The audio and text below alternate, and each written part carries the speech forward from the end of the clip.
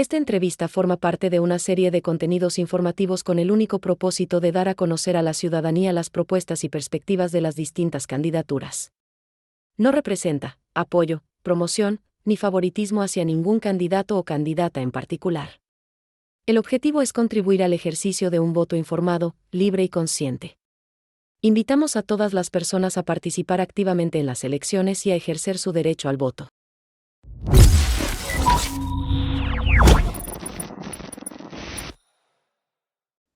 Hola, ¿qué tal? Buenos días, buenas tardes, buenas noches, dependiendo del momento en el que estés viendo este video.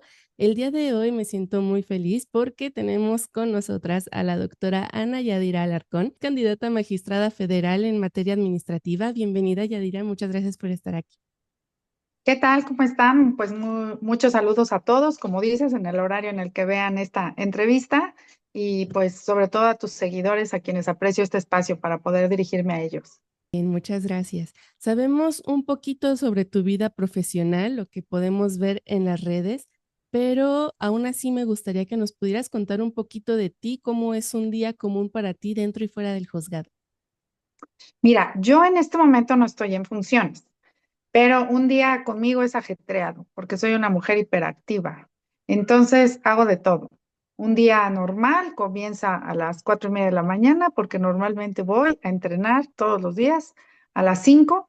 Entreno con mi hija porque mi hija estudia, entonces entra a las 7 de la mañana, entonces de 5 a 6 entrenamos, regresamos, nos bañamos, nos arreglamos, ella agarra para su escuela y yo agarro para mis actividades. Normalmente, pues primero en las mañanas, después de este tema de desayunar y arreglarme, leo el periódico, me gusta siempre como que estar al pendiente de cuáles son los temas, la coyuntura, y ya luego me voy a mi oficina y empiezo a ver los temas que tienen que ver ya con mi labor profesional. Mi última actividad era la secretaria general del INAI, entonces, pues en el INAI siempre había muchísimo trabajo. Era llegar, revisar. Todas las semanas teníamos sesión, se aprobaban un promedio de 500 asuntos a la semana, entonces era revisarlos, ordenarlos, ver todo el tema con las ponencias, lo que era mi labor profesional en mi horario de trabajo, que normalmente era como de 9 de la mañana a 6 7 de la noche. Y en el Inter también aprovechaba en mis tiempos muertos pues para leer algún libro, para checar algún pendiente que tuviera, estar al pendiente de mi casa, ver que llegaran los chiquillos de la escuela, que comieran, que se prepararan para sus actividades de la tarde. Y ya normalmente en la tarde noche, una de dos o a lo mejor pasaba, daba clase, porque también doy clases, a veces en diferentes universidades, o ya llegaba a casa acá como a las 8 de la noche y esa hora era pues ya más bien como hacer el corte de caja, ¿no? Cómo les fue a los niños, cómo habían estado en la escuela, qué pendientes tenemos para el día siguiente, cenar, dormir y al día siguiente lo mismo. Me encanta tu expresión del corte de caja, porque Sí. sí, tal cual es otro trabajo más, la maternidad, el estar como jefa de la casa, ¿no? Básicamente. Y ahora me gustaría preguntarte, desde tu experiencia, ¿qué es para ti la justicia, sobre todo en el ámbito administrativo? Mira, yo creo que la justicia es base para la paz social. Es un factor indispensable para la paz social. Cuando las personas saben que va a haber la manera de arreglar cualquier tipo de diferencia que surge en la normalidad de la convivencia humana, pero con paz, con armonía, con reglas, que se van a respetar las reglas, todos estamos tranquilos. El problema se pone muy complicado cuando esa justicia no se da. Y entonces las personas empiezan a desesperarse y una de dos, o se vuelven apáticos y ya no les interesa, prefieren quedarse con el golpe, con la afectación, con la molestia, perder de alguna manera. Y obviamente esto implica que pierden una confianza en las autoridades o de plano toman justicia por propia mano y entonces esto se vuelve a poner muy violento. Ahora que mencionas este tipo de desafíos, ¿cuál crees que es el principal desafío del sistema judicial actualmente? Pues ser efectivo, que demos una respuesta real a las personas, porque en la medida en que haya todo un sistema, pero no funciona, de nada sirve. Yo creo que el reto más importante es que toda esta gran estructura que compone el Poder Judicial funcione y sea fácil para las personas, sea cercano, sea accesible y que al final de cuentas cumpla el objetivo para el que se formó, que es dar esa paz social. Tal cual. Y ahora que estuve revisando tu currículum, porque ves bastante completo en cuanto a tu preparación profesional y laboral, ¿qué te ha enseñado todo esto sobre cómo se imparte justicia? Mira, yo creo que parte de muchas, o sea, es un problema. El tema de justicia en México es muy grande, muy integral. Yo he insistido que para mí el problema de justicia empieza desde la manera en cómo formamos a los abogados, la manera en cómo los evaluamos, la manera en cómo los preparamos antes de que salgan a la calle a representar intereses de terceros, así como hacen con los médicos, que antes de que empiecen a hacer cirugías, hacen una residencia y hay un alguien que verifica que están listos. Ujú.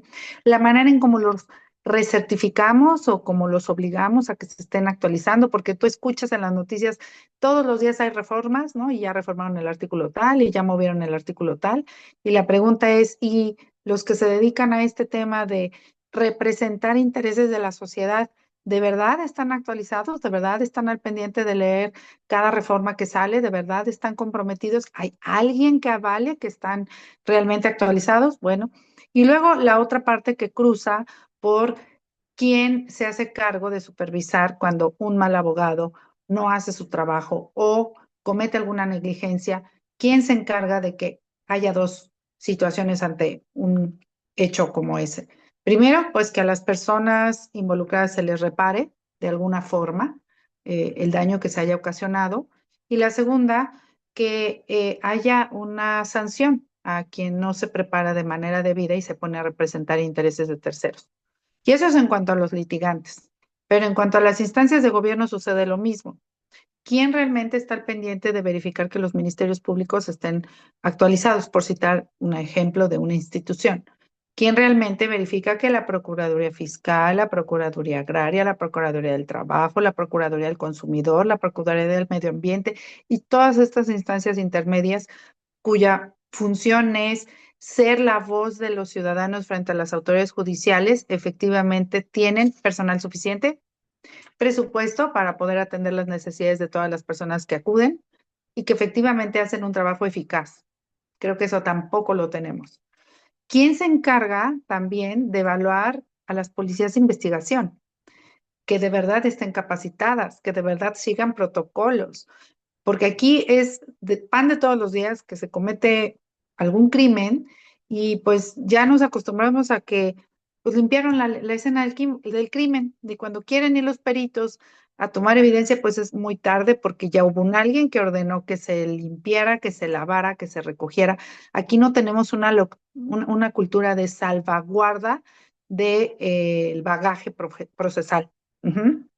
La cadena de custodia, pues es un buen concepto que utilizamos los abogados, pero que en la realidad no existe. Y tampoco tenemos especializados a los peritos que realmente necesitamos para los retos que supone la actualidad, ¿no? Hablamos de peritos informáticos cuando hoy por hoy, pues la inteligencia artificial nos ha venido a romper todos los esquemas y todo lo que podríamos haber sabido sobre evolución tecnológica. ¿Quién está al pendiente de que de verdad haya un cuidado de la formación en ciencia y tecnología de las personas? O sea, es un problema mucho más grande. Ojalá todo se redujera a cambia a los jueces y magistrados y ¡pum! Receta mágica, todo se va a arreglar. Pero no, el problema es mucho más integral, mucho más grande.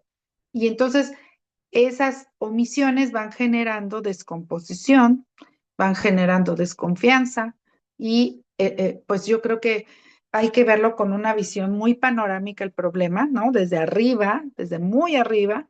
Y también hay un problema grave de falta de coordinación entre autoridades. También he insistido, como yo me postulo para la materia administrativa, que es increíble que en este país, donde el gobierno te emite el acta de nacimiento, el CURP, el pasaporte, el INE, algunos comprobantes de domicilio como el predial, el agua, la luz, tú vas a hacer un trámite público y te piden todo esto en copia. Y dices, pero ¿cómo por qué? Si el gobierno debería tener toda esa información. Hay una falta de coordinación entre autoridades. Estamos en pleno siglo XXI donde las máquinas ya hacen cosas solas y nosotros no podemos avanzar a que el gobierno esté conectado todo.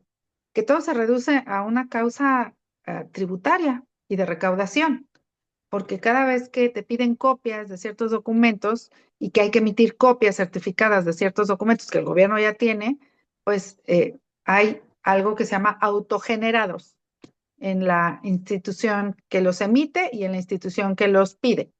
Y, y pues también tenemos que empezar por desde modificar vicios fiscales, vicios de presupuestales. O sea, yo sé que a lo mejor tenemos un tema en donde el Estado no recauda la cantidad de dinero que requiere recaudar y que entonces todas las instituciones intermedias buscan cómo hacerse de recursos a través de autogenerados, pero también sé que esos son vicios que se tienen que corregir y eso tiene que ir desde el más alto nivel, desde la propia Secretaría de Hacienda, ajá, y desde las mismas reglas presupuestales y de obtención de recursos. O sea, tiene que haber algo como casi casi tenía un cisma a nivel institucional de los tres poderes de la área de administración pública federal y que replique hacia los estados y hacia los municipios. Tiene que haber un cambio de visión para que de verdad empecemos a ponerle orden a la casa. Exactamente, ¿a qué se refieren con materia administrativa? ¿Qué es lo que hacen?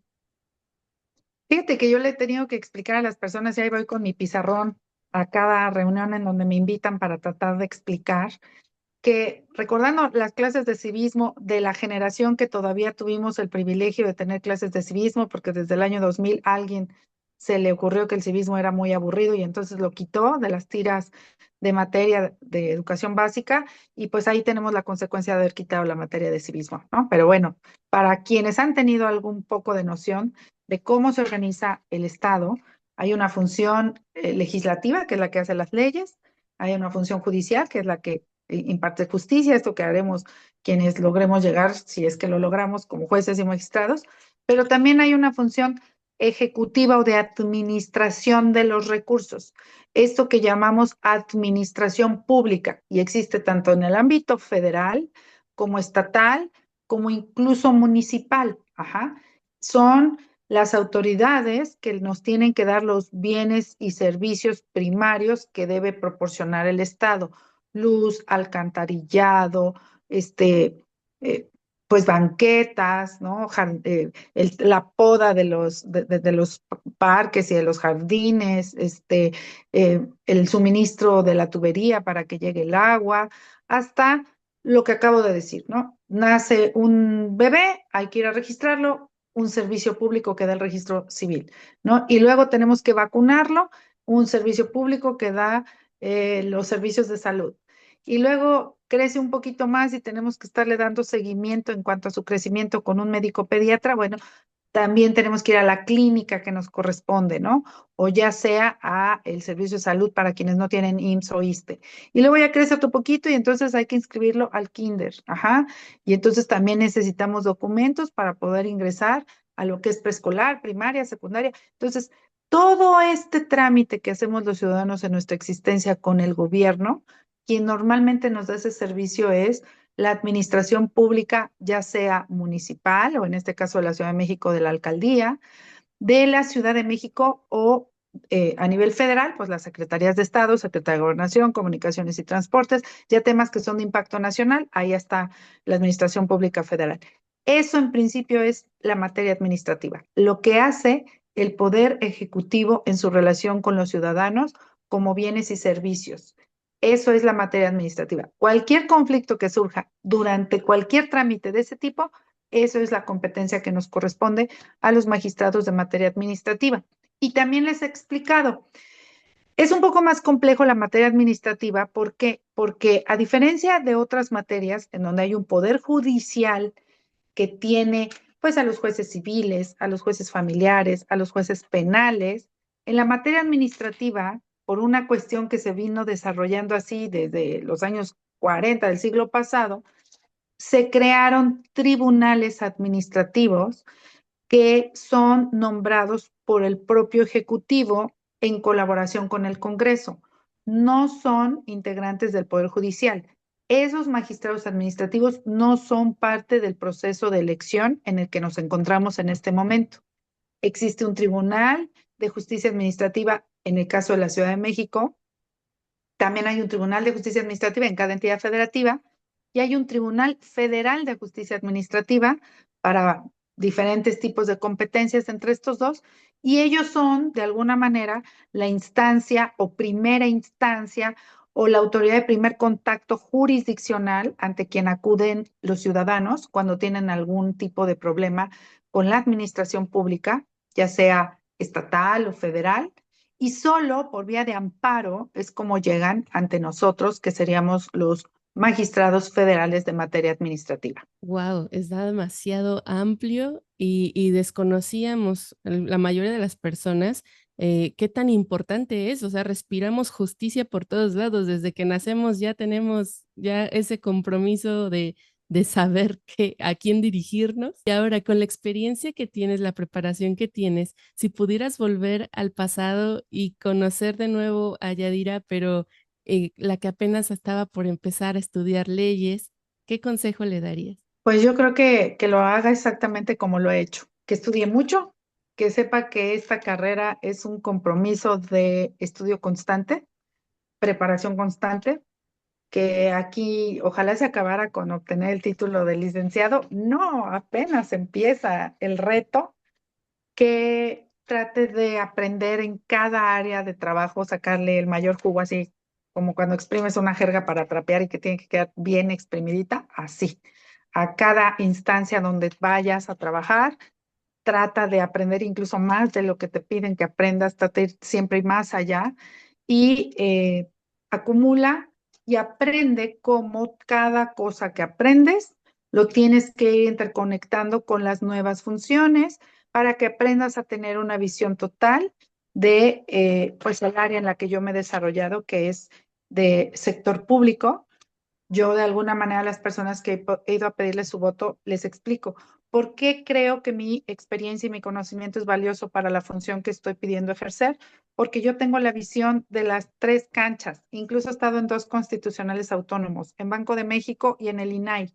Y entonces, no solamente he estado en las tres canchas y los constitucionales autónomos, sino que he hecho de todo tipo de función, desde ejercer presupuesto, y llevar a cabo contratos, licitaciones, adjudicaciones, llevar el manejo de presupuesto, tener que después en otra función auditarlo y tener esta visión del investigador y del revisador, de dónde pudo haber estado el error, a diferencia de lo que es un acto de corrupción. Y entonces entender la diferencia. Puede haber un error administrativo involuntario que sí tenga una consecuencia muy grave, a diferencia de tener un acto de corrupción en donde aquí estamos hablando de intencionalidad y de obtener un recurso que no corresponde, ajá, hasta desde hacer leyes y tener que entender la problemática y cómo traduces esta problemática a regularla y ponerle orden y que quede reflejado en una reforma, y el efecto de medir lo que va a tener esa reforma desde el aspecto no solo presupuestal de cuánto nos va a costar, sino cuál va a ser el beneficio,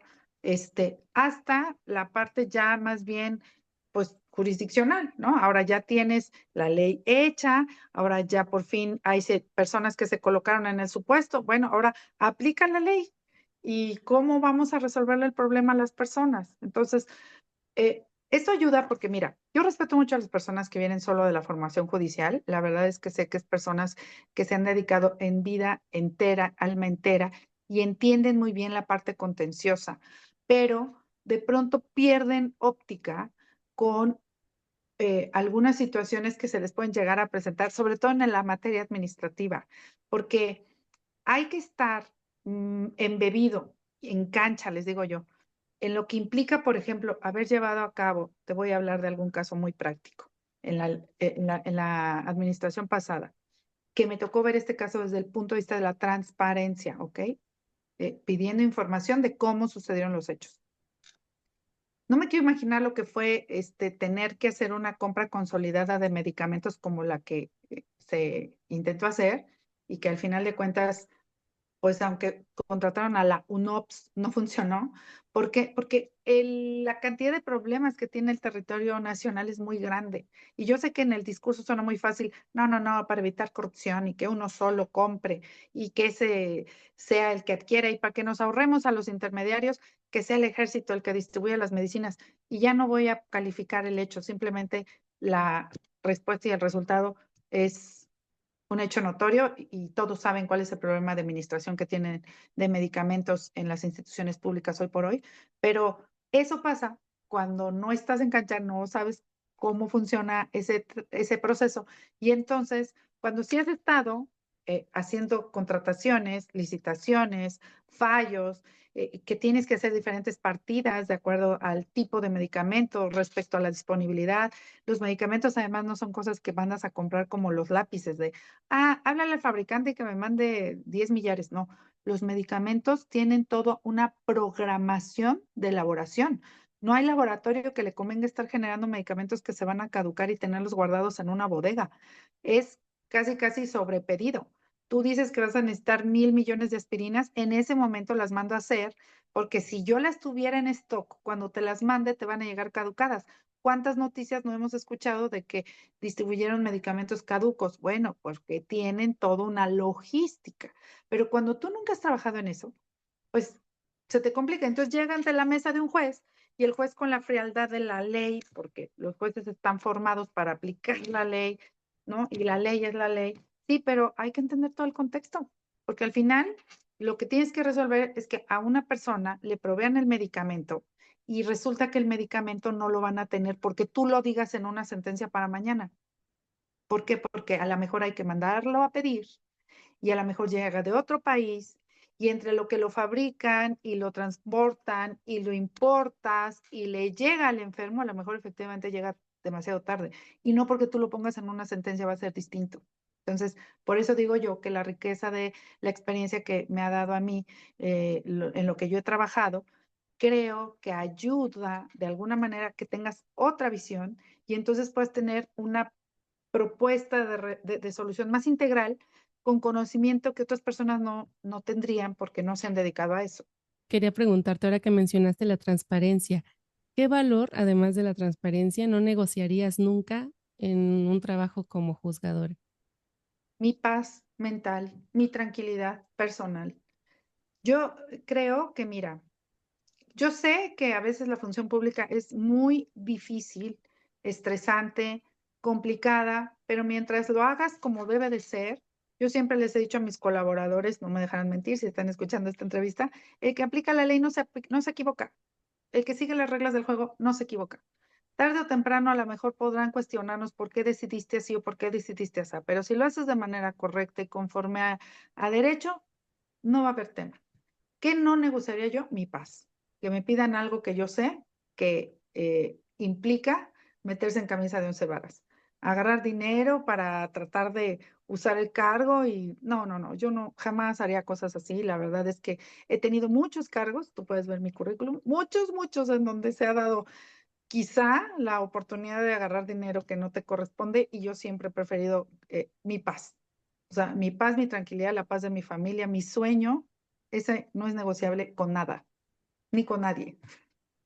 Y sí, ¿cómo pueden dormir tranquilamente las personas que no son honradas ni honestas? Entonces, sí es como que un punto clave. Que caen en ese tipo de trampas es un disfrute muy perenne, porque al final lo que estás vendiendo es tu libertad. Porque esas personas, pues claro que tú no les importas. O sea, ellos lo que quieren es el objetivo que pretenden alcanzar. Y el momento en que tú te, pues, pones en una situación vulnerable, pues claro que te grabaron y claro que tienen cómo poder el día de mañana estarte toda la vida extorsionando. Es como si te pusieras una soga en el cuello y te convirtieras en su mascota, o como si te pusieras un grillete en el pie. Y entonces ya no vas a poder volver a ser nunca libre. Entonces, yo sí creo que los abogados tenemos una gran responsabilidad social. Estemos en donde estemos en función jurisdiccional, legislativa, ejecutiva, litigando, en cualquier lado, tienes una función social y eso es lo que no se nos puede olvidar. Hay muchas personas que están totalmente desinteresadas en estas elecciones o simplemente no se han enterado, ¿no? Pero hay otras que invitan a los demás a no votar, pero me gustaría saber, ¿qué les dirías tú desde tu experiencia, el por qué es importante la votación? Mira, yo lo que les digo a todas las personas es que lo que no se nos puede olvidar es que así como tenemos derechos, tenemos obligaciones. Y el votar no solo es un derecho, es una obligación ciudadana. Porque cuando nosotros creamos desde el punto de vista teórico el Estado, sí creamos autoridades para que ayudaran a que ellos pues tomaran las decisiones por todos, pero nosotros tenemos la obligación de participar en quiénes van a ser esas autoridades. Es una obligación. Eso es como cuando no pagas impuestos, ¿no? Puedes no pagar impuestos, pero tarde o temprano Lolita va a ir sobre ti y el castigo va a ser muy rudo y muy caro. Entonces, si el tema de impuestos te aterra, ahora imagínate el tema de democracia. Si tú no cumples con tu obligación de ir y pronunciarte en el sentido que quieras, y ahorita voy a explicar cuáles pueden ser las opciones para quienes no quieren de alguna manera involucrarse en este proceso, que lo tienen que hacer porque es una obligación ciudadana, el precio va a ser muy caro porque otros van a decidir por ti. Y entonces, el día de mañana, cuando tú quieras decir, oye, es que yo no estoy de acuerdo con lo que está pasando, pues ya va a ser muy tarde porque hay momentos para pronunciarse y el momento para pronunciarse es en la urna, en una votación, no después, no en una marcha, no en un movimiento por internet, no, no, es en la urna, aquí es cuando hay que ir a votar. Ahora, no te convence el proceso porque no conociste los candidatos, porque no te quisiste involucrar, porque el que te quiso entregar un volante te negaste, dijiste, no, no, no, yo no creo en esto. A mí me lo hicieron muchas veces, varias personas. Bueno, pues entonces ve y anula tu voto. Es la mejor forma en cómo puedes pronunciarte y decir, no estoy de acuerdo. O es más, ponle, no estoy de acuerdo. Se vale, pero ve, porque esa sí es una obligación ciudadana. Y va a haber observadores. Y a lo mejor tú crees que no pasa nada porque estás demasiado escéptico con el proceso, pero lo que puede ser peor es que te quedes en tu casa, porque ahí sí ni te vas a enterar de qué pasó, porque ni fuiste a la urna, no viste cómo estuvo el proceso, no viste cuánta gente asistió, no vas a saber nada. Entonces, ¿cómo puedes el día de mañana reclamar algo que ni sabes? Entonces, mejor este es el momento, acude, si no estás de acuerdo, pronúnciate en tus boletas y al final de cuentas, deja tu registro de que tú cumpliste con tu obligación ciudadana. Eso es lo que les diría. No existe un mensaje más claro y contundente que el que acabas de dar, y es demasiado importante tomarlo en cuenta. Ir como sea, pero ir, o sea, anular el voto si quieres, votar por quien tú quieras, por quien más confíes, investiga. Siempre un voto informado es lo que siempre decimos aquí en Match Judicial, porque es lo más importante, no simplemente decir, como yo nunca voy a ocupar esto, porque pues nunca sabe uno, o sea, todo el momento hay leyes en todos lados a donde vayamos. Y ahora sí, para finalizar, este espacio es completamente tuyo, así que te pido que hagas uso del micrófono. Gracias. Bueno, pues lo que puedo decirles es que por favor no perdamos la fe, porque al final de cuentas, la única forma en cómo podemos seguir adelante es caminando, haciendo, actuando. Yo sé que a lo mejor hay momentos en donde es tan difícil la situación que perdemos el rumbo, la confianza, la perspectiva, pero alguien tiene que salir a luchar por este país. Y si no somos nosotros mismos, no podemos esperar que alguien más lo haga. Por favor, comprométanse como ciudadanos, como mujeres, hombres, niños, personas, el papel que te toque jugar en esta sociedad, pero comprométete a que tú vas a ser ese mexicano que va a seguir luchando por México. Eso es lo que puedo darles como mensaje. Muchísimas gracias, doctora Ana Yadira Alarcón. Investiguen sobre ella, también en redes está, tiene hasta su propia página web donde pueden ver todo. Entonces está perfectamente bien para informarnos. Recordemos que aquí nuestro objetivo es contribuir al ejercicio de un voto informado, libre y consciente. Necesitamos informarnos muy bien. No representamos apoyo, promoción y favoritismo hacia ningún candidato o candidata, pero ustedes investiguen y tomen la mejor decisión. Muchas gracias, Yadira, por estar con Al nosotros. contrario, gracias a ti, que tengan muy buena tarde. Igualmente, nos vemos en la próxima entrevista.